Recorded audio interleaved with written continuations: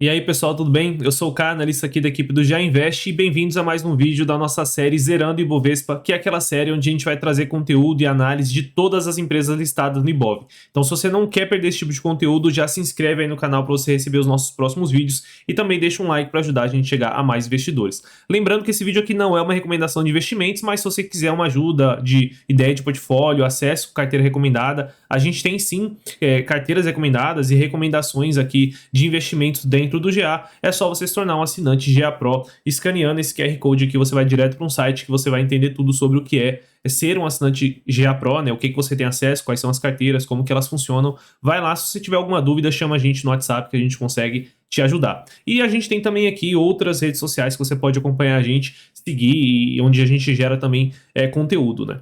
Hoje a gente vai falar da Petrobras, né, que é atualmente a maior empresa da Bolsa Brasileira, apesar de eu ter feito um vídeo primeiro da Vale, porque eu peguei o índice Bovespa do fim do ano passado, a Vale era a maior empresa, então seria, na verdade, teria que ter começado pela Petrobras. Hoje a gente vai falar da Petrobras no mesmo estilo que a gente fez o vídeo da Vale aqui, sem muita edição, direto ao ponto, explicando aqui como a empresa ganha dinheiro, né, os resultados dela. Então vamos partir aqui para o vídeo, né? Deixa eu confirmar se vocês estão vendo a tela. Beleza. Passando aqui da Petrobras, né? Para quem não conhece, acho muito difícil. É hoje a maior empresa do Brasil. É a maior empresa produtora de petróleo que a gente tem no Brasil, uma das maiores do mundo. E ela tem aí uma história muito misturada com a história do Brasil, né? Principalmente dos eventos recentes aí, desde 2013, 2014. É uma empresa que está sempre muito na mídia para o bem ou para o mal, né? Então a gente vai falar um pouco sobre a Petrobras, né? O que é o petróleo, né? A Petrobras é uma produtora, exploradora e produtora de petróleo, tá? Mas o que é o petróleo, né? O petróleo basicamente é uma substância ali meio gelatinosa, meio líquida, que é encontrada principalmente entre rochas, né? Em profundidades ali no fundo do mar, né? Ou seja, em locais muito fundos ou até mesmo na terra, mas também enterrada lá no solo, né? Então é preciso tirar o petróleo lá de dentro do solo, né? Curiosidade aqui, daí que vem o nome de petróleo, né? Porque é petro de pedra, né? E óleo de óleo, né? É um óleo que veio da pedra, né? Então basicamente é mais ou menos assim que o petróleo é. E para que o petróleo serve, né? Hoje em dia, né? Hoje ele é basicamente aqui metade do petróleo, ele é utilizado para ser matéria-prima de outros tipos de produtos, né? Na verdade, quase que 100% do petróleo é utilizado de matéria-prima. O que eu quis dizer é que metade ele é utilizado para outros tipos de combustível, tá? Então, metade aqui do uso do petróleo vai basicamente para veículos de passeio, né? 23% aqui vai para veículos de passeio, 17% vai para trucks, né? Que são caminhões, também entra aqui tratores, né? Todo esse uso de veículos pesados. E tem também aqui aviação, que tem mais ou menos 12% aqui, né? Então, metade da utilização do petróleo hoje em dia é basicamente combustível, é basicamente transporte, né? Então, muita gente acredita aí que o petróleo, no longo prazo, está fadado a fracassar, né? É uma tese fracassada, porque a tendência é que existe uma transição aí acontecendo de veículos movidos a combustível diesel e óleo, né, gás, né, gasolina, ou seja, combustível fóssil, uma transição para combustível, para veículos movidos a energia elétrica, né, o que meio que quebraria aí metade da demanda de petróleo no mundo, né. Isso é uma expectativa de muito longo prazo, né, então acredita-se que isso só vai acontecer para depois de 2050, então assim, é uma preocupação que talvez não faça sentido você ter agora, até porque não vai ser tão fácil assim, né, principalmente os veículos pesados, né, caminhões, tratores e tudo mais, e a aviação é muito difícil de eletrificar, pelo menos com a tecnologia e conhecimento que a gente tem hoje, né, e até mesmo os veículos de passeio que são menores, é muito difícil, né? Eu não imagino, por exemplo, no Brasil que a gente consiga eletrificar toda a nossa frota aí em menos de 30, 40 anos, tá? A gente é um país de natureza pobre, né? Enfim, o PIB per capita aqui é baixo e um carro elétrico ele é mais caro, a gente não tem infraestrutura, tem todos esses problemas. Então, você tem que ver aí mais ou menos e pesar qual que é a chance e o risco que você entende aqui em relação ao setor de petróleo. Mesmo assim, ele não é utilizado só para isso, né? Muita gente acredita que o petróleo é só gasolina, mas ele também é utilizado no setor industrial, ele é utilizado para gerar energia em alguns países, ele é utilizado no setor de construção civil, é utilizado no setor químico aí, né? Então faz borracha, faz um monte de coisa, tem vários usos para o petróleo, não só gasolina, não só combustível, apesar de ser a maior parte da demanda, né?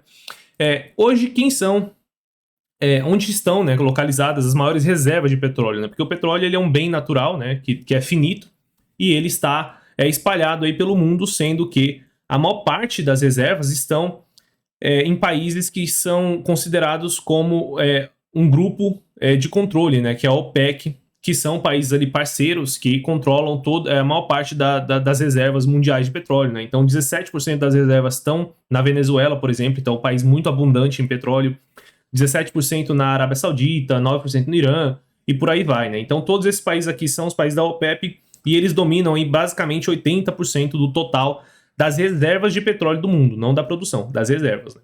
E a gente tem aqui os países que não são da OPEP que também são relevantes, né? Canadá, a Rússia, os Estados Unidos, né?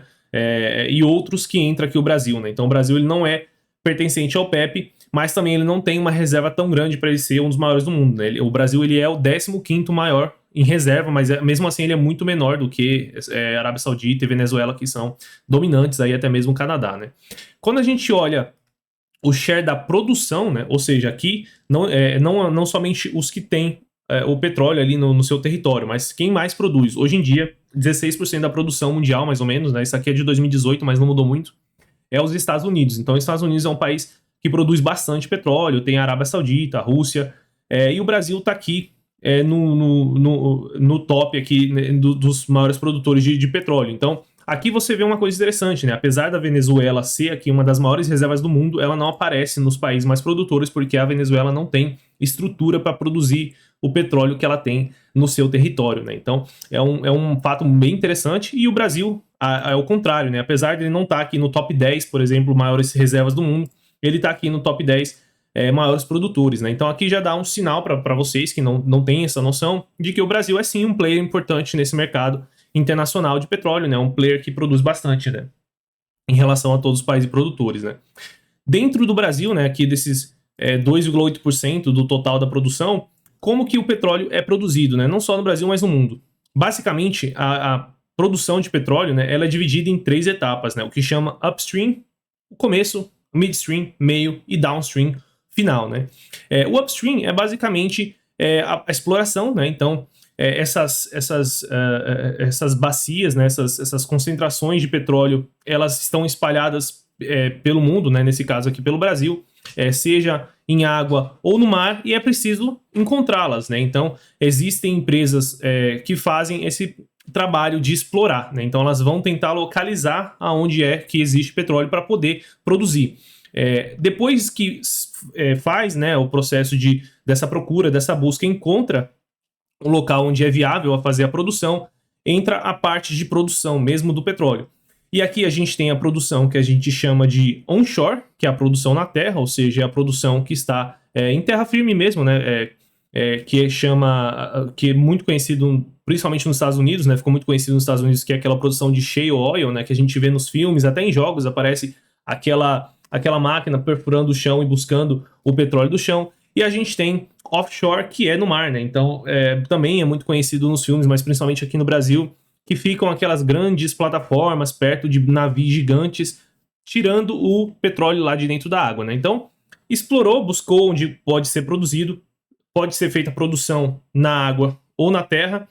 Depois que essa produção é feita, né? Depois que o petróleo ele é tirado ali, extraído das rochas, ele pode ser simplesmente feito o petróleo puro, né? E aqui poderia ter uma outra perninha aqui de para onde vai esse petróleo, né? Quando ele é feito, quando a empresa produz o petróleo puro e simplesmente vende ele assim, né? E faz exportação ou vende no mercado interno, aí o comprador faz o que quiser com aquele petróleo, né? Vai fazer um derivado daquilo, alguma coisa, ou utilizar ali na economia interna, né? Então pode ser feito isso. Ou então, se não for vendido, né, se o óleo não for vendido bruto, né, o óleo cru, como a gente fala, ele vai ser transportado e refinado para se tornar um outro tipo de material, né, seja diesel, seja gasolina, né, e aí ele vai ser revendido nos postos aqui, que é o que chamam de marketing, né. E a mesma coisa o gás, né, muitas vezes nesses mesmos locais onde se encontra petróleo, se encontra também gás, e aí o gás, o mesmo processo, tira ele das rochas, leva para processamento, transporta nos gasodutos que a gente tem no Brasil inteiro e revende ele na ponta lá para quem quer que seja, né? Para compra de energia ou para o que quer que seja, né? Aqui no Brasil, como que funciona, né? Hoje a gente tem a maior parte das nossas reservas comprovadas aqui no Brasil offshore, ou seja, 90 e poucos por cento das nossas reservas estão em alto mar, né? Por isso que a gente vê muito mais a produção de petróleo no Brasil em alto mar, sendo que a maior parte aqui fica no estado do Rio de Janeiro, né? Principalmente ali na Bacia de Santos, que a gente vai ver um pouco mais para frente como que fica, né? E aonde que a Petrobras se encontra aqui nesse processo de petróleo, né? Na cadeia de valor do petróleo, onde que está a Petrobras? Tá basicamente em tudo, né? Então a Petrobras é uma empresa gigantesca, né? Vale hoje, vamos ver quanto que ela está valendo agora, né? 412 bilhões de valor de mercado, e ela está basicamente em quase toda a cadeia, né? Então a Petrobras tem processo de exploração, que é o processo onde tem mais risco, né? Então a empresa investe dinheiro para tentar encontrar ali o petróleo, e pode ser que ela não encontre e ela perde esse dinheiro que ela investiu para fazer a busca, para tentar encontrar petróleo. Ela está na produção, sendo hoje uma das maiores produtoras do mundo, a maior produtora do Brasil. Ela produz tanto na água quanto no mar, mas logicamente que ela produz muito mais no mar, porque é aí que estão a maior parte da reserva do Brasil. Ela vende o petróleo cru, ela faz também o transporte e refina nas próprias refinarias para transformar em gasolina, diesel, quer que seja, para revender. O remarketing, né, o marketing, ou seja, os postos de combustíveis, ela tinha até 2019, então até 2019 ela atuava com isso aqui também pela BR Distribuidora, que foi privatizada, né, totalmente saiu do controle da Petrobras, mas até aqui a Petrobras ia. E na parte do gás a mesma coisa, né, ela tem transporte de gás e ela também vende gás no mercado, né, em parte de geração de energia e tudo mais. Então a Petrobras é um colosso, realmente, ela tem muita informação no resultado dela, muita coisa acontecendo, né, muitas operações. Eu vou tentar simplificar aqui para vocês nesse vídeo para ficar didático, tá?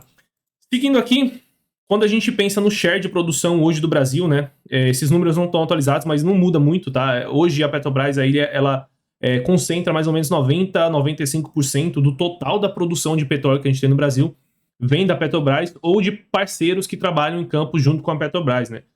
Sendo que 90% da produção da Petrobras é dela sozinha e uma fatia pequena ali é junto com outros parceiros, né? Então, ela é um player gigante aí, basicamente respondendo por toda a produção no Brasil. É por isso que ela é tão polêmica, a Petrobras, né? Tudo que ela faz no mercado impacta o Brasil inteiro, porque ela domina a produção de petróleo e ela domina também o refino e para onde vai esse petróleo, como que ele vai, qual o custo, né, qual que é a receita, qual que é o lucro que ela vai ter. Tudo isso impacta o Brasil e impacta todos os outros players, né? Então, se a Petrobras decidir vender petróleo mais barato, por exemplo, ela vai machucar a Shell, ela vai machucar a PetroRio, vai machucar a Enalta, né, a Eneva, players aí que a gente conhece, 3R.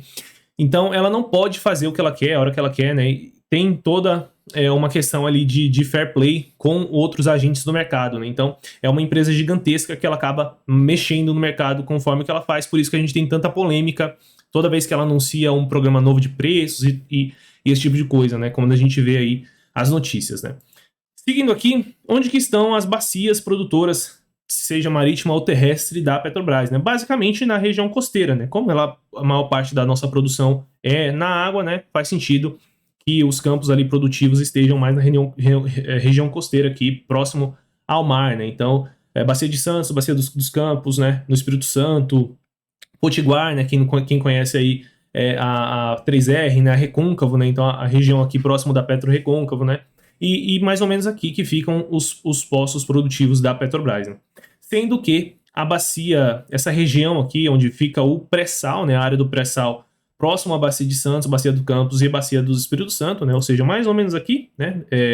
Próximo aqui de Santos, entre Santos e Espírito Santo, fica a região do pré-sal, que é a região hoje mais produtiva e que corresponde aí para uma boa fatia das reservas totais de petróleo da Petrobras, né?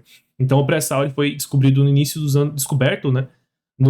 anos 2000 e foi uma descoberta muito importante para a história da Petrobras e para a história do Brasil também, onde se descobriu a possibilidade ali de produzir petróleo com alta produtividade ali vindo do pré-sal, né? Então o ativo mais valioso hoje em dia da Petrobras não são as refinarias, não são a parte de marketing, né, que ela vendeu, não é a parte de energia, é de longe o pré-sal, tá? A gente vai entender um pouco mais para frente na apresentação. Seguindo aqui, como que está a produção da Petrobras nos últimos anos, né? Se a gente olhar aqui, a produção aqui é milhões por dia mesmo, tá? Então, a Petrobras lá em 2010, por exemplo, produzia 2,5 milhões de barris de petróleo por dia. E até o terceiro trimestre de 2022, que é onde esse gráfico vai, ela produzia aqui 2,6 milhões de barris de petróleo por dia, né? Então a gente pode ver que ela teve períodos de maior produtividade, de queda, mas meio que não saiu do lugar aí nos últimos 10 anos, né? Ao mesmo tempo que a produtividade, né, o quanto da produção total da Petrobras veio do pré-sal, né, veio crescendo, né? Então hoje aí mais ou menos um terço, talvez até metade aqui da produção total da Petrobras vem do pré-sal, né? Isso é muito importante porque o pré-sal ele é um campo, como eu falei para vocês, mais produtivo. E ele tem melhores margens, ele tem um custo menor, a gente vai entender um pouco mais para frente, mas isso aqui é muito importante, tá? Mas a gente tem uma dica aqui de que a Petrobras não aumentou a produção nos últimos anos, apesar de ela ter investido bilhões de reais aqui entre 2010, 2011, 2015 aqui, investiu bastante, né? A gente vai falar um pouco da história da empresa, mas quase faliu ali com investimentos, alguns mal feitos e outros nem tanto, e na época não deu tanto retorno em produtividade, apesar de que ela também, né, teve um outro motivo pelo qual ela não cresceu tanto essa produtividade, é que ela passou ali de 2016 para frente a vender outros ativos, né? Então ela começou a vender campos que para ela não fazia sentido, que não produziam tanto ali. Então ela começou um processo de desinvestimento em campos e isso fez com que, por mais que ela aumentasse a produção no pré-sal, a produção não pré-sal estava reduzindo e isso fez com que a produção dela total não saísse do lugar, né? A gente vai ver um pouco mais para frente, né? E aqui a gente tem outro ponto importante sobre a Petrobras. A Petrobras, ela produz muito petróleo, e o petróleo é uma commodity negociada no mercado internacional, né? Como eu expliquei no vídeo da Vale.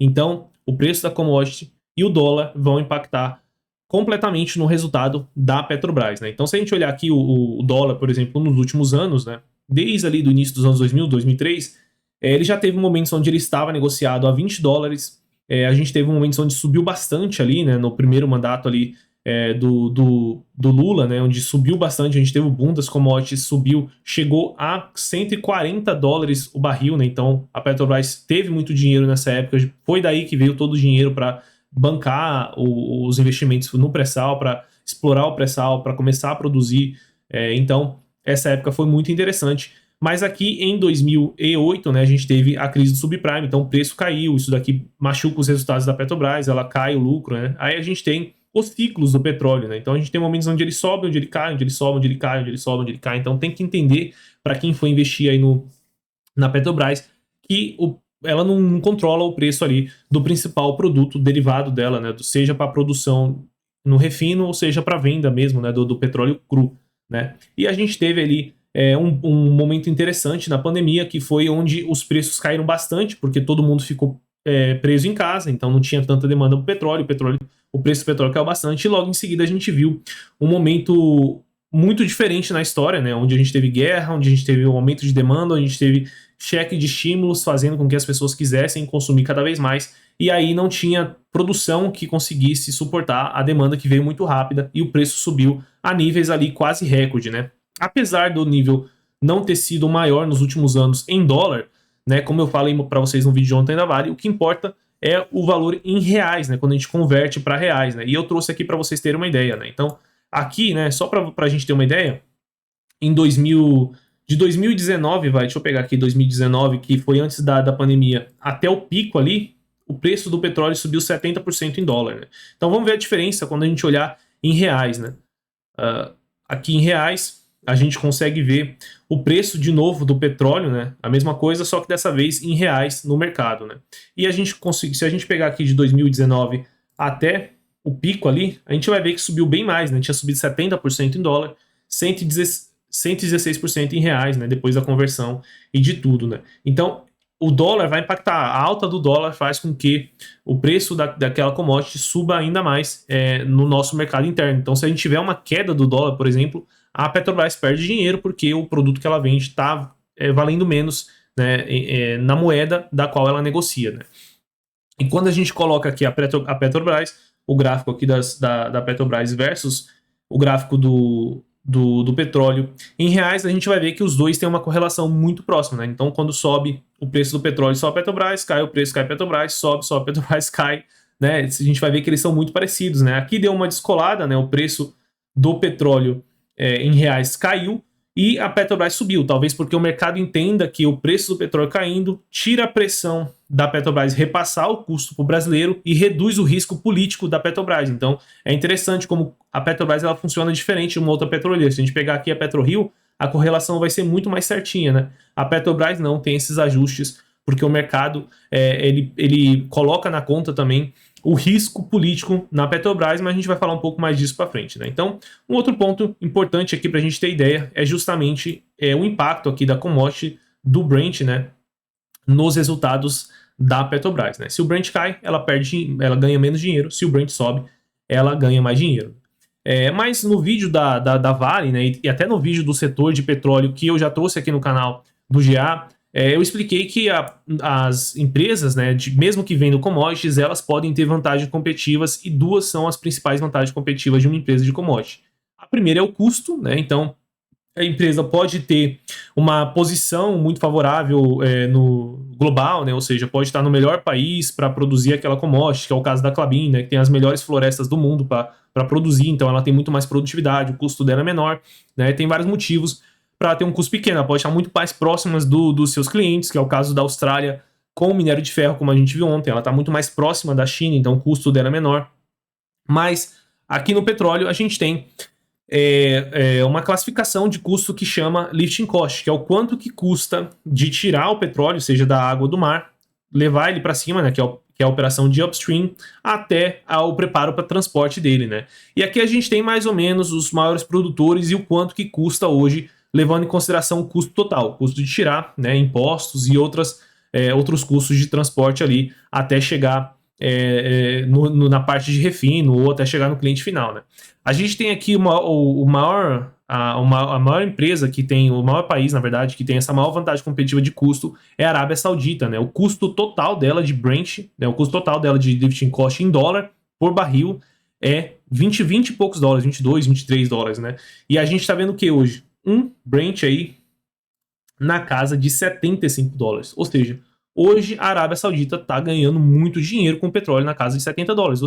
Ou seja, quase que 50 dólares ali é lucro líquido total das empresas da Arábia Saudita, né? Aí a gente tem o Irã, Iraque, custo muito baixo, Kuwait, né? Kuwait, eu nunca lembro como fala. A gente tem também Emirados Árabes Unidos aqui com custo bem baixo, e olha quem tem um custo muito baixo aqui também, Brasil, né? Então o Brasil tem um custo aqui médio de 40 dólares, 45, 34, custo total, não estou falando do custo somente de tirar do chão o petróleo, né? Tirar do chão da água o petróleo, estou considerando o custo total, que isso vem divulgado nos relatórios da Petrobras, né? E mesmo assim, apesar da gente não ter o menor custo, a gente é muito mais competitivo que vários outros países, né? Como outros países da América Latina, país da Europa, Rússia, o próprio Estados Unidos, né, a operação de shale dos Estados Unidos, a gente é muito mais competitivo. Então o Brasil não está no menor custo, apesar de que boa parte desse custo aqui é imposto, tá? É royalty que paga. Então, se tirasse um pouco dos impostos do Brasil, talvez fosse muito mais competitivo aqui, próximo a outros países aqui com menor nível de custo, mas já está num nível muito bom. Então, a Petrobras, né, ela produz o petróleo que custa, na média, menos do que a maior parte dos produtores mundiais, menos aí os melhores do mundo, né? A Arábia Saudita, Saudi Aramco, para vocês terem ideia, se eu não me engano, o lifting cost dela é 2 dólares, né? Então é um absurdo assim o que conseguem fazer na Arábia Saudita, né? E a gente tem aqui os custos, por exemplo, para vocês terem uma ideia que eu trouxe aqui, da produção da Petrobras, né? Então a gente tem aqui a produção em terras rasas, em terras e águas rasas, né? Então, produção terrestre, basicamente, mais ou menos 14 dólares por barril, em águas profundas 11, e no pré-sal 3,7 dólares por barril, né? Por isso que a empresa tem que cada vez mais focar no pré-sal, porque é onde está o ouro ali da Petrobras, literalmente, né? O ouro negro ali da Petrobras. É muito produtivo, qualquer campo da Petrobras é muito produtivo, então ela dilui os custos e consegue ter um custo por barril muito baixo, né? Bem menor do que o de águas profundas, que era o foco dela no início da década, né? Se a gente olhar lá, cadê a produção dela no início da década, né?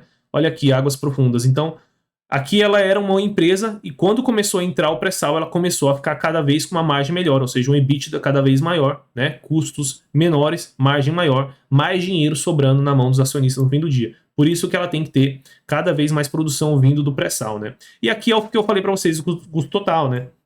Não é os 5,5 dólares que é o custo total da Petrobras, né? 5,5 dólares é só o custo de extrair, né? Mas tem a participação do governo que ela tem que colocar aqui, né? Então, ou seja, 14 dólares só para o governo, mais 15 dólares que tem que considerar custo de depreciação, transporte, amortização, investimento, um monte de coisa que ela põe aqui no meio, que é o custo que sem isso ela não consegue produzir petróleo com regularidade, né, com recorrência no longo prazo, né? Então ela coloca isso na conta também, né? Então, mesmo assim, considerando isso, ela tem um custo competitivo, né?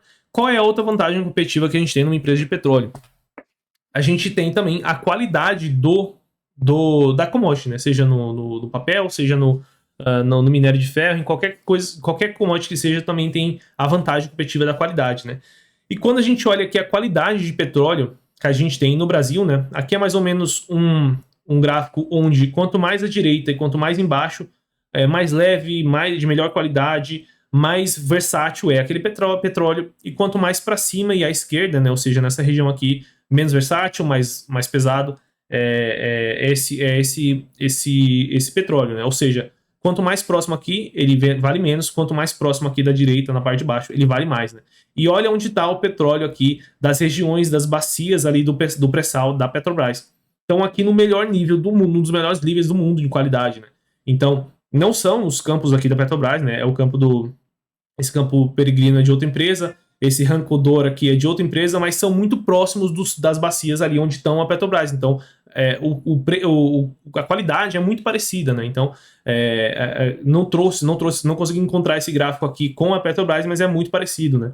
E aqui a gente tem outras empresas, né? Por exemplo, da Arábia Saudita, né? Apesar deles produzirem muito, o petróleo deles não é tão bom quanto o do pré-sal. Né? E o que acontece quando você tem um petróleo que não é tão bom, né? Por exemplo, esse aqui da Albânia, né?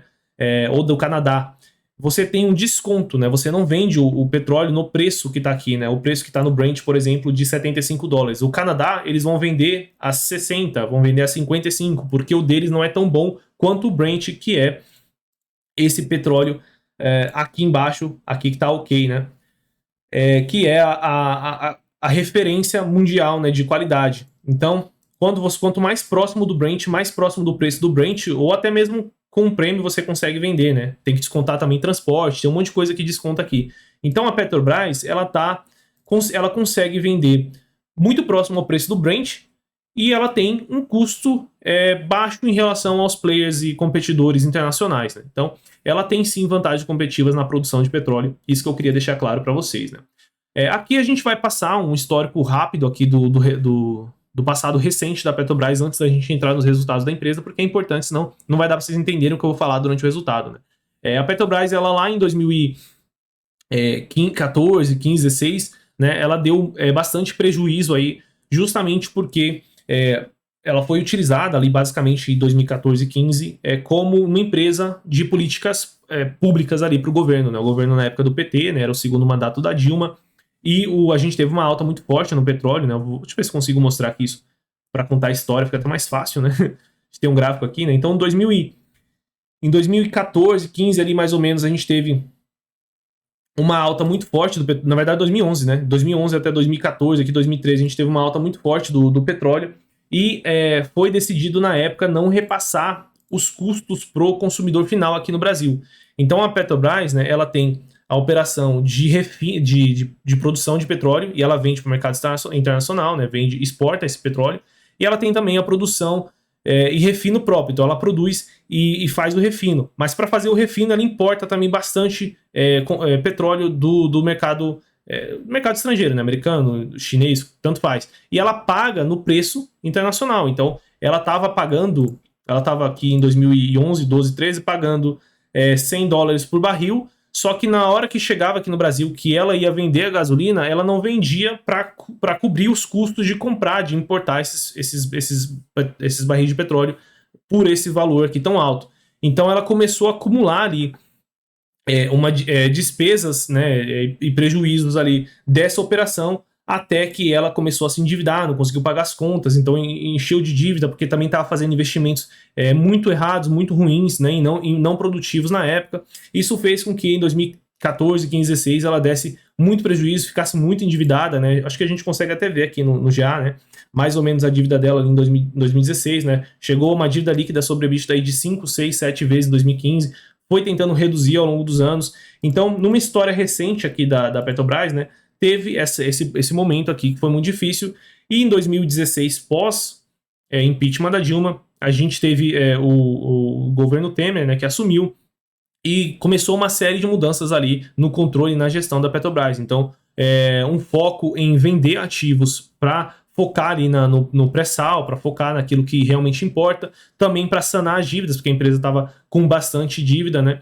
E cortar, né, a torneira desses maus investimentos. Então, uma estrutura ali de tomada de decisão melhorada, de governança melhorada. O governo vendeu bastante das ações, né, por meio do BNDES, da Caixa, então saiu um pouco, tirou aquele peso do governo em cima da Petrobras, e ela começou a vender bastante ativos. Então, nos últimos 7 anos aqui, até 2022, ela vendeu 244 bilhões de reais em ativos, né, sendo os principais aí a TAG, que foi vendida para Itaú, para Itaúsa e para a Engie, por exemplo, 41 bilhões, a NTS, a BR Distribuidora, que foi um dos maiores IPOs que a gente teve na história do Brasil, vários campos onde ela vendeu para PetroRio, para Enalta, para PetroRecôncavo, para 3Rs e outras empresas fora aqui do Brasil, né? Então, ela foi acumulando esse caixa aqui até para reduzir a dívida dela, ao mesmo tempo que ela ficava cada vez mais focada no pré-sal, cada vez mais focada no petróleo. Então, a Petrobras, há 10 anos atrás, ela tinha muito mais outras operações aqui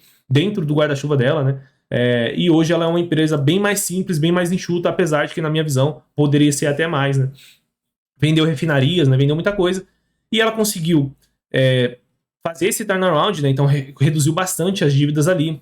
Também teve a sorte aí do petróleo começar a subir em 2020, 2021 e 2022, ao mesmo tempo que a gente teve aqui um governo que respeitou os preços ali, na maior parte do tempo, respeitou os preços e o repasse de preço da Petrobras. Então ela parou de ter aqueles prejuízos que ela tinha no passado, né, no governo anterior, e conseguiu se tornar uma empresa de outro patamar, né, lucrando aí, uma empresa que lucrava, 30 bilhões lá em 2008, 2009, passou a lucrar 150 bilhões em 2020 e 2021, né? Então, esse é mais ou menos um histórico recente da Petrobras, antes da gente passar aqui pro resultado propriamente dito da empresa, né? Lembrando, pessoal, que se vocês estão gostando desse tipo de conteúdo, já deixa o like aqui, não esquece de deixar o like e se inscrever, né? Porque eu fiz aqui tudo organizado para deixar o mais didático possível, de um jeito que eu também nunca vi por aí. Então, tá dando trabalho fazer esses vídeos. Se inscreva no canal para você não perder os nossos próximos conteúdos, né? Deixa eu ver se vocês estão vendo aqui minha tela certinho, beleza? Então vamos falar agora efetivamente do resultado da Petrobras. Então tudo que eu falei até agora foi contexto, né? Foi para contextualizar como funciona o mercado de petróleo, como que a Petrobras ganha dinheiro, quem é ela no mercado, né? O passado recente. Agora vamos falar de resultado mesmo, apesar de que vou focar aqui nos pontos principais, a gente não vai passar no resultado inteiro da Petrobras, como eu falei, é uma empresa gigantesca, é muita coisa, muita informação. Então vamos focar naquilo que realmente importa, né? A receita de vendas no primeiro trimestre de 2023 de 139 bilhões de reais, então é uma empresa gigantesca com faturamento aí de centenas de bilhões por trimestre, né? Sendo aqui que foi uma queda relativamente estável em relação ao primeiro trimestre de 2022, né? Basicamente, né? Deixa eu dar uma olhada aqui. O Brent caiu bastante e o dólar caiu também bastante, né? Mas ela conseguiu manter aí um nível interessante de receita, então talvez o volume aqui cresceu, a gente vai ver um pouco mais para frente, pode ter sido isso, né? O lucro bruto aí basicamente no mesmo patamar, né? As despesas subiram um pouquinho aqui, mas nada de se preocupar, né? Como era no passado, despesas completamente descontroladas em relação ao resultado, né? Então as despesas operacionais não estão totalmente descontroladas, né? O lucro líquido recorrente aqui de 37 bilhões, então um lucro muito impressionante aí para essa empresa, para a Petrobras, né? O fluxo de caixa operacional de 53 bilhões de reais, então, empresa gerando um caminhão de caixa aí todo trimestre, que ela tá pegando uma parte e reinvestindo para produzir cada vez mais, gerar mais valor no futuro. Então é isso que a gente gosta de ver numa empresa de petróleo e numa empresa de commodity, né? Falei isso da Vale no vídeo de ontem. O que a gente quer ver numa empresa de petróleo? Que ela invista em aumentar a sua produtividade e aumentar a sua eficiência, né? Seja reduzindo custo ou por outros métodos. o tempo todo, sempre, né? Para que quando a commodity caia, ela consiga segurar mais do que a concorrência e consiga sobreviver e consiga ainda gerar um caixa, consiga pagar as dívidas, consiga pagar, consiga se segurar. E quando a commodity subir, né, no caso da Petrobras aqui, né, quando a commodity, que é o petróleo subir, ela jorrar de ganhar dinheiro, né? É isso que a gente quer ver, né? E eu nem comentei, né? Acho que vou comentar isso agora, né? Quando a gente chegar nessa parte, a gente comenta do custo da Petrobras, né? Fluxo de caixa livre de 41 bilhões, então alguma coisa que ela usou, provavelmente dividendos, né? Uns 10, 13, 12 bilhões aqui em dividendos, EBITDA de 72 bilhões, recorrente 74. Não teve muita oscilação de um trimestre para o outro, que não é muito normal na Petrobras. Normalmente, a Petrobras, pelo menos nos últimos anos, nos últimos trimestres, tem tido bastante oscilação, porque o petróleo foi uma loucura, né? O petróleo subia, o petróleo caía o tempo todo, né? Guerra, um monte de coisa. A dívida líquida da empresa de 30. Aqui em milhões de reais? É, em milhões de reais, ok. Só que a dívida líquida tá em dólar, beleza. 37 bilhões de dólares, né? Então, uma dívida. Deixa eu ver em reais aqui quanto é que tá, né? Mais fácil. 204 bilhões de reais, sendo que tá aí próximo de 0,5, 0,6 vezes EBITDA, né? Aí ela traz aqui, né? Ajustado, 0,5 vezes EBITDA. Então, muito tranquila a alavancagem hoje da Petrobras, né? Apesar de ser 200 bilhões de reais de dívida, ela está gerando 74 bilhões de reais de EBITDA, né? Então, é bem tranquilo, né? Então, o tamanho da dívida não importa. O que importa é a alavancagem, a relação da dívida em relação com a geração de caixa operacional da empresa, né? E lá no passado foi bem pior, né? 4,8, 3,5. E ela fez toda a reestruturação, vendeu a operação, começou a produzir mais, começou a vender melhor, né, e etc. E aí começou a reduzir a alavancagem, que foi muito importante para a empresa, né. O dólar médio de venda não teve muita diferença, o Brent caiu bastante em relação ao ano passado, mas por algum motivo aqui a receita não caiu tanto, né. Talvez tenha sido a produção, vamos ver se foi isso mesmo, né. Preço de derivados também não importa, né. Comentei um pouco no vídeo da Vale, né. A gente vai analisar uma empresa pelo resultado daquilo que vem de 95% do resultado dela, né? Aquilo que corresponde de 5%, a gente olha e tal, mas não importa tanto. Então não fica apegado tanto assim no resultado que vem de energia, de gás lá da Petrobras, né? Foca no petróleo, que é o que importa aqui para a empresa, né? Vamos seguir aqui no resultado. Aqui é a receita líquida por produtos, né? Então a gente teve a receita de diesel, foi o diesel, né? A gente teve uma alta de combustível no período, então segurou um pouquinho o resultado, apesar do petróleo ter caído no mercado internacional, né? Inclusive, né, eu vou explicar um pouco essa questão mais para frente, eu vou explicar agora, acho que vai ficar mais didático, né? A gente tem aqui na Petrobras, como vocês podem ver, da receita total de 139 bilhões, somente 28 aqui vem de petróleo cru, né? Mesmo que a gente considera que total das exportações, cerca de 70% dela, do resultado da Petrobras, da receita da Petrobras, não vem aqui da venda de petróleo. A maior parte vem do refino, né? Então, leva-se a crer que a Petrobras, ela ganha dinheiro com a venda de gasolina, que ela ganha dinheiro com a venda de diesel, né? Mas ela só consegue revender isso aqui, né? Ela só vende, ela leva para a refinaria, ela só consegue revender porque ela mesma produz a maior parte disso e leva para a refinaria, né? E aí ela também tem vários custos, né? O custo de transporte, o custo de levar para os postos de combustível, de operar os postos de combustível, de marketing, de despesa operacional com os postos de combustível e também com a importação de parte do combustível que ela utiliza para revender aqui no Brasil. E por isso, né, com todo esse custo, essa estrutura de custos, né, a margem da operação de operação de refino, digamos assim, né, operação de derivados aqui da Petrobras, ela é bem menor do que a operação de simples venda de petróleo, né? Acho que ela traz isso daqui, né? Ó, aqui é o breakdown da receita, né? Então, da receita de vendas, a maior parte vem de diesel, de gasolina, etc. Mas ela tem aqui, vamos ver se a gente encontra para passar esse ponto aqui e eu não esquecer, que é a produção, né? O quanto que dessa receita, né, vira realmente resultado final da empresa, né? Então aqui a gente tem um resultado real da empresa por operação, né? Então quando a gente olha aqui a exploração e produção de petróleo, né, que a gente teve uma receita de 81 bilhões, então foi a parte menor da receita, mas ela tem aqui uma margem EBITDA de 69%, né? Então isso faz com que dessa parte, né, do total do lucro, corresponda muito mais pelo total do lucro da Petrobras vindo de exploração, né? Então, quando ela faz simplesmente a venda de petróleo, maior parte de exportação, né? ela ganha muito mais dinheiro, né? Ela tem uma margem muito maior do que a parte de refino, né? Que eu acho que ela traz aqui também a parte de refino, transporte e comercialização, né? Vejam que a receita é 129 bilhões, né? Ou seja, a maior parte da receita, mas sobra só 15 bilhões de lucro bruto, né? E uma margem EBITDA só de 10%, né? E aí a gente pode pensar, então vale a pena a Petrobras simplesmente vender todas as refinarias e viver de venda de petróleo, né? Eu acho que sim, ela poderia reduzir um pouco dessa estrutura, porque é custosa, né? Para ela focar ali no petróleo, que é onde ela tem mais margem, para ela produzir mais, focar energia naquilo que dá bastante dinheiro, tem a melhor margem. Mas a parte de refino na Petrobras tem uma importância social que eu acho que o governo dificilmente vai tirar dele essa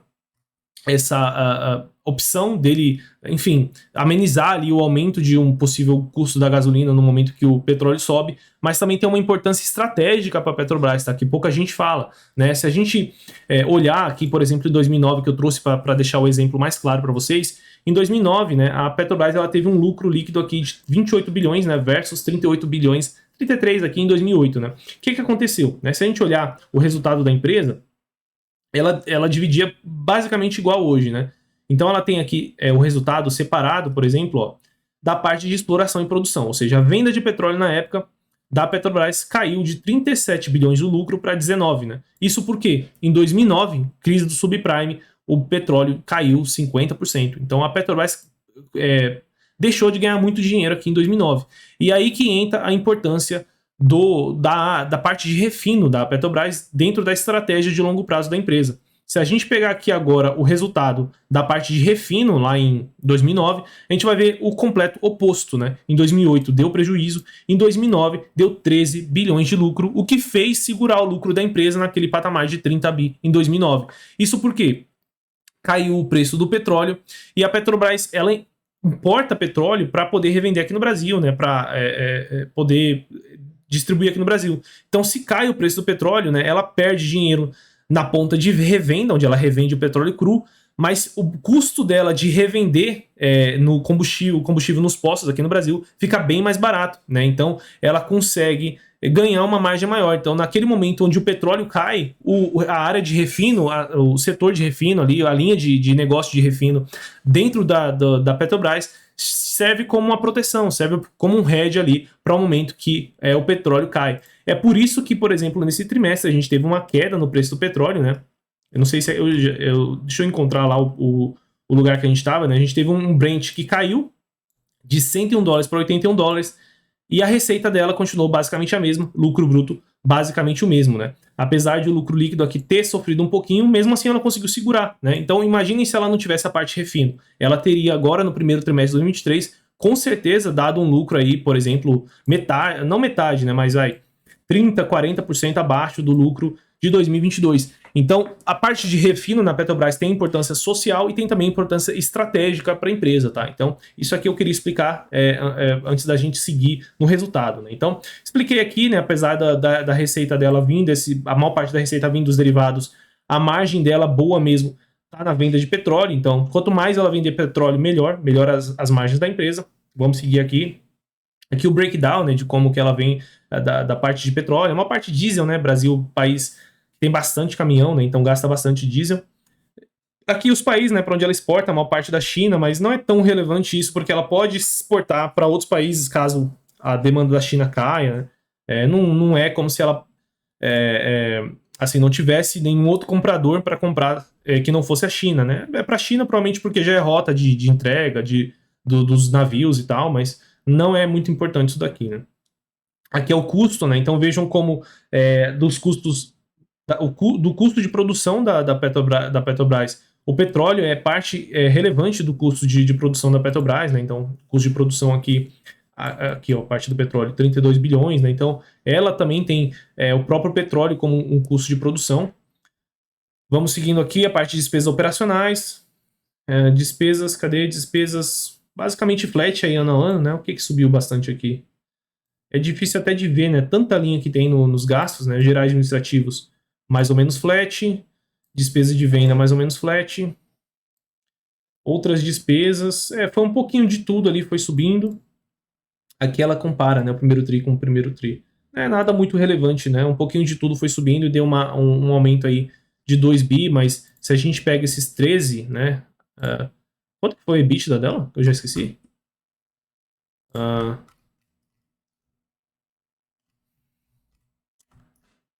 O EBITDA da Petrobras é 74 bilhões. Se a gente pega 13, não dá nem 15% do EBITDA, né? Então tá bem tranquilo. 13 dividido por 74, né? 17% de EBITDA em despesa, tá tranquilo. Resultado financeiro, né? Aqui era onde pegava bastante para a Petrobras no passado, com bastante dívida, né? Então agora ela tem aí uma despesa financeira aqui é dólar ou é real? Aqui é real, né? 4 bilhões de dólares, 4,3 bilhões de dólares, né? Para a empresa estar gerando 50 bilhões de caixa, tá super tranquilo a dívida da Petrobras, né? Não tem muito que a gente vê aqui. O que mais? Aqui o lucro, né? Aqui são. Nossa, a Petrobras ela tem muita. Como ela tá, enfim, ela tem impairment, ela tem alienação baixa de ativo, ela tem recuperação de ativo, né? Ela tem venda de ativo, né? Cadê? Resultado relacionado à venda. Cadê venda de ativo? Ela tem resultado de venda de ativo entrando no trimestre, né? Aqui não tá, né? Acho que aparece no fluxo de caixa. O lucro líquido da Petrobras é muito confuso, né? Então tem muita coisa acontecendo, né? O que eu recomendo é vocês olharem o lucro líquido recorrente que a própria empresa separa aqui, né? Tirando o que é não recorrente no trimestre, né? Um monte de ajustes que ela faz, né? Então o lucro líquido recorrente aí 37 bi, quase 38 versus 43, né? No momento que o Brent caiu tanto, né? Então acho que tá ótimo o resultado da Petrobras. Vamos seguindo aqui. Aqui os investimentos, né? Então aqui ela fala em dólar, né? Não sei por que parte do resultado é dólar, parte do resultado é em real, mas enfim. A gente consegue ver que ela está investindo bastante, né, na exploração e produção de petróleo, né? Ainda está investindo CAPEX, provavelmente em refino, transporte, comercialização, mas a maior parte na exploração e produção, né? Cerca de 10 bilhões de reais aí todo trimestre, né? 10 bi mais ou menos aí todo trimestre de investimento, né? Então, muito forte o investimento da Petrobras. E isso é basicamente nas plataformas de produção, né? Então a expectativa aí de produção aumentar bastante, né?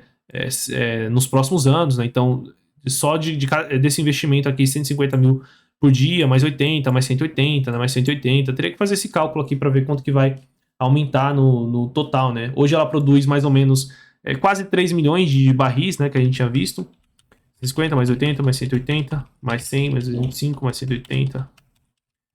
Vamos ver aqui certinho, mais ou menos, quanto que é a expectativa, né? Então, a expectativa é de dobrar a produção da Petrobras aí até 2027, né? Claro que no passado ela tinha investimentos também que ela acreditava que iriam dobrar a produção dela e não deram certo, né? Então, a gente tem que acompanhar, não é simplesmente botar na conta que vai dobrar, né? Mas há essa possibilidade, né? Sendo que já tem uns aqui que estão bem avançados, né? 100% do. Aliás, isso aqui não é o procedimento, né? Isso aqui é o tanto da parcela da Petrobras, né? Teria que ver aqui em que fase, mas basicamente vários aqui já para entrar esse ano a gente consegue ver se vai ter realmente a produção que ela está dizendo aqui e começa a acompanhar, né? Eu acredito que tem tudo para ter, né? Porque são campos muito produtivos, né? Então tem tudo para ter essa produção mesmo. Aqui a parte de caixa da empresa, então de 64 bilhões no início do trimestre, gerou 53 pela atividade operacional, então gerou bastante. Ela teve aquisições de ativos imobilizados, é bastante investimento. Aqui está em reais, né? Aqui está em reais. Então, aqueles 10 bi que ela investiu, né? Ela teve o que mais aqui? Recebimento de venda, então vendeu aí ativos. Isso daqui deve ter sido a Albacora, da PetroRio. Enfim, entre vendas e desvendas aqui, compras, ela gerou um fluxo de caixa da atividade operacionais e de investimento de 48 bilhões. Pagou aqui 21 bi de dividendo, não tem recompra? Ela não faz recompra, né? 21 bilhões aqui de dividendos. Ainda sobrou 80 bi no fim do trimestre, né? Cara, muito dinheiro, né? Fluxo de caixa livre de 41 bilhões gerados no trimestre. Muito bom, já considerando dividendos, né? Então, depois de investir, pagar dividendo, ainda sobrou 41 bilhões para a Petrobras no trimestre, né? Não tem muito mais o que pedir dessa empresa. Né? Indicadores de endividamento, né? Que dívida bruta. Aqui é dólar. Oh, meu Deus. Aqui, 37 bilhões de dólar, né? Enfim, nem sei quanto que dá isso hoje. 37 vezes 5, né? 180 bi de dívida em reais, sendo que o que importa é isso aqui, né? Então, tá bem tranquila a questão de dívida da Petrobras. E aqui é o que? O resultado por segmento, né? Que é aquilo que eu mostrei, né? Então, a receita é menor da parte de exploração e produção, mas o EBITDA é maior, né? A margem EBITDA desse segmento é maior, né? Então, o retorno que ela tem é maior. Aqui o lifting cost de cada segmento, né? Então, a gente já viu essa parte, né? Eu vou passar um pouco mais rápido, mas aqui a gente consegue ver que ela traz o lifting cost de cada um desses segmentos, né? Aqui a parte do resultado somente de refino, transporte e comercialização, então uma receita muito relevante e uma margem menor, então sobra menos de dinheiro aqui dessa parte, mas tem a importância estratégica que eu expliquei. Hoje ela tem 14 refinarias, né, a Petrobras, se eu não me engano, então ela poderia vender algumas aí para abrir um pouco mais o mercado, mas provavelmente essa nova gestão vai travar essas vendas, né? E aqui a parte de gás e energia, né? Então tem um resultado menos importante ainda, né? Dos 74 bi de EBITDA lá ajustado, só 3, só 4 vem disso daqui, né? Então a gente acaba não focando tanto, mas é uma operação também rentável, né? Então é melhor do que dar prejuízo, né? Uma margem boa de 26%, de 26%, né? Então é uma operação que pode ser rentável sim, que é a geração de energia, né? Então a Petrobras tem tanto gás produzido que ela consegue gerar energia e vender, e tem também os investimentos que ela faz, né? Parcerias com empresas que geram energia mesmo, são empresas de energia mesmo. Então é uma empresa muito grande, a Petrobras tem braços aí em vários setores, né? Aqui a reconciliação do EBITDA, EBITDA ajustado, não tem nada muito interessante, né? Depreciação, 15 bi de depreciação, ok. Impairment baixíssimo, antigamente na Petrobras ela tinha impairment, ou seja, reconhecimento de que um ativo não vale nada ali no balanço dela, bilionários, né, multibilionários, então a gestão da empresa tem melhorado bastante nisso. E aqui a demonstração consolidada, né? Então saiu de 139 bi de receita, 65 bi de custos, um lucro bruto bem semelhante, né? Um resultado, um lucro líquido aqui antes dos tributos, lucros depois dos tributos. O que é isso aqui? Acionistas não controladores. Ah, ela tem acionistas não controladores, ok. 38 bi de lucro, né? Deixa eu ver se tem alguma coisa importante aqui. Nada, né? Tudo muito flat, as despesa flat, que a gente tinha visto lá em cima. O resultado financeiro aqui também. Tem um monte de variações cambiais que entra aqui no meio, né? Quando a gente pega só a despesa financeira mesmo, tá? A gente vê que não tem nenhum tipo de descontrole, né? Tá gerando mais receita financeira com caixa crescendo e a despesa financeira tá ficando praticamente estável, então tá gerando aí um lucro bem interessante, né? Então 38 bi de lucro, não tem muito mais o que falar dessa empresa, né? Realmente a Petrobras mudou da água para o vinho de 2016 para frente, né? Então, pessoal, para finalizar, vamos passar aqui no já rapidamente, né? Aqui a gente consegue ver a empresa tem crescido bastante, o resultado dela, né? O caso do Brent, que, enfim, subiu bastante. Uma ótima saúde financeira hoje em dia, paga muito, muito, muito dividendo, né? Tem o valuation, é uma empresa que é mal vista pelo mercado em questão de precificação, né? Ela é mais barata que os pares internacionais e ela é mais barata muitas vezes que os pares aqui do Brasil, né? Não tem nenhum par aqui no Brasil, mas outras empresas de petróleo, porque tem um governo no comando, né? Então hoje em dia é uma empresa de economia mista, né? Mas o governo ele tem a maior parte das ONs da Petrobras, né? Então quando muda o governo, você acaba sendo sócio desse novo governo e a gente não sabe para onde ele vai levar a empresa daqui para frente, né? E é uma empresa aí que, apesar de mostrar aqui 3 pontos de qualidade, é porque a gente pega os últimos 5 anos, né? Mas se a gente pegar os últimos 4, 3 anos da Petrobras, a gente vai ver que é uma empresa com uma qualidade até maior do que essa, né?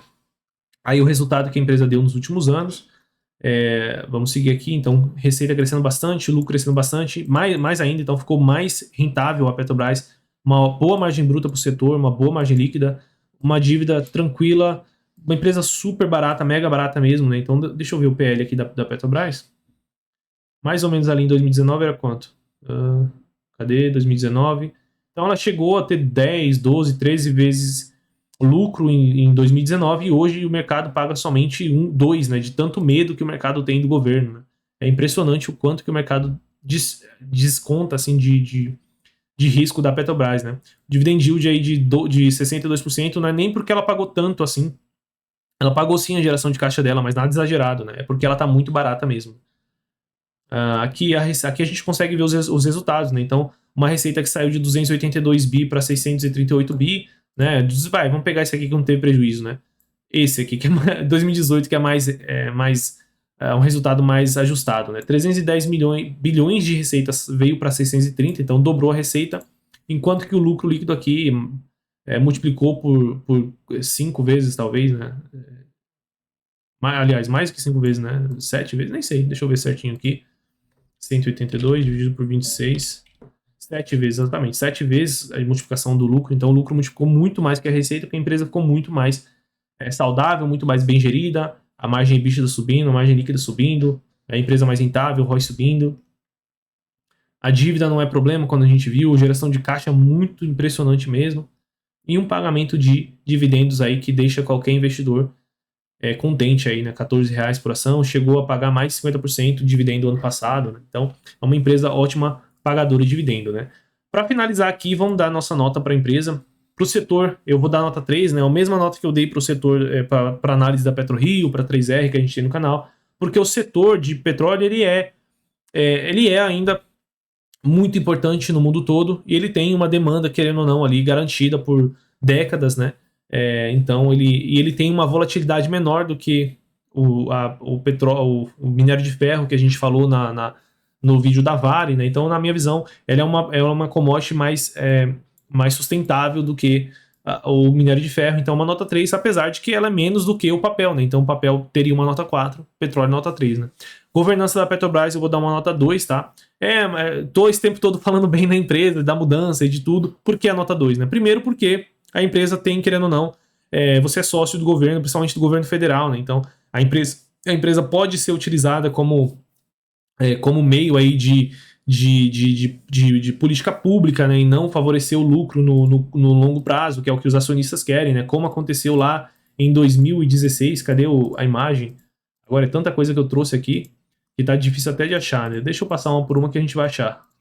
O lucro lá em 2016, né? Então a empresa pode passar por isso daqui novamente. Não estou dizendo que vai, mas ela pode passar por isso. Hoje ela tem vários mecanismos de defesa ali dos acionistas, dos conselheiros, dos grandes acionistas internacionais, mas ela tem essa questão da governança que pesa, né? Do governo ser o maior sócio aí da empresa, né? Ter a maior parte das ONs, né? Já começou essa conversa de mudança de política de preço, de novos investimentos, né? Não que ela vá fazer, mas essa conversa também já tira um pouco do foco. O governo vem batendo muito na tecla de que não gosta de que pague dividendo. Então, é uma empresa que você tem que aceitar, né? A governança dela não é a governança da VEG, não é a governança da PetroRio. É uma governança que tem estatal e estatal federal, né? Que eu acho que é o pior nível aí de estatal que a gente tem, né? A gente tem estatais aqui no Brasil, como a Sanepar, que é estatal estadual, então é tudo muito mais contido, é tudo muito mais fora da mídia, não tem tanta polêmica, tanta discussão, né?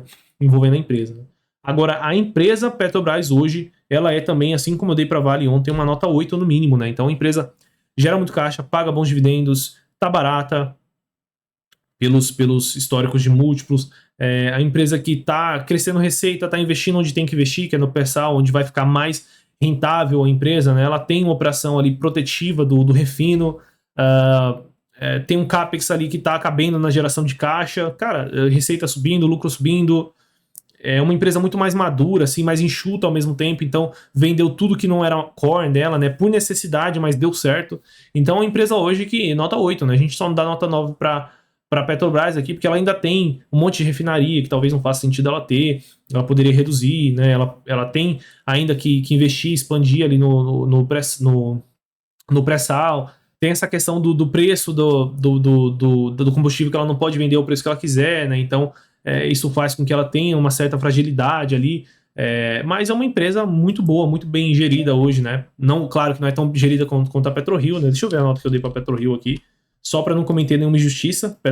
A PetroRio sim merece um 9, talvez um 10. Então, a Petrobras ainda não está nesse nível, mas é uma ótima empresa, beleza, pessoal? Bom, pessoal, pelo vídeo de hoje é isso. Se vocês gostaram desse conteúdo aqui, não esquece de deixar o like para ajudar a gente. E lembrando que não é uma recomendação de investimentos. A gente teve sim recomendação de investimento, recomendação de compra na Petrobras na nossa carteira, né? A gente chegou a ter um retorno de mais de 80% na nossa carteira da Petrobras. Vou tentar deixar a imagem aqui para vocês verem. E mais agora, se vocês quiserem saber se é um momento bom de comprar, se é um momento bom de vender, eu não posso dar esse tipo de informação aqui, né? Realmente só para quem é assinante, lá em respeito a quem é assinante. Se você quiser ter esse tipo de retorno, se você quiser ter esse tipo de conteúdo mais personalizado para você, com insights pessoais, né, inclusive do nosso analista principal, que é o Lucas, né, talvez o analista aqui no Brasil que mais entenda de Petrobras que a gente tem no Brasil. É só você se tornar assinante GA Pro nesse QR Code que eu tô deixando aqui em cima. É só você ir lá, você pode testar por 7 dias. Se você não gostar, se não fizer sentido para você, você pode cancelar e não tem nenhum tipo de cobrança nesses primeiros 7 dias. Então, pessoal, vou ficar por aqui. Até o próximo vídeo, que vai ser do Itaú, que é a terceira maior empresa que a gente tem listada na bolsa. Um abraço e até o próximo vídeo.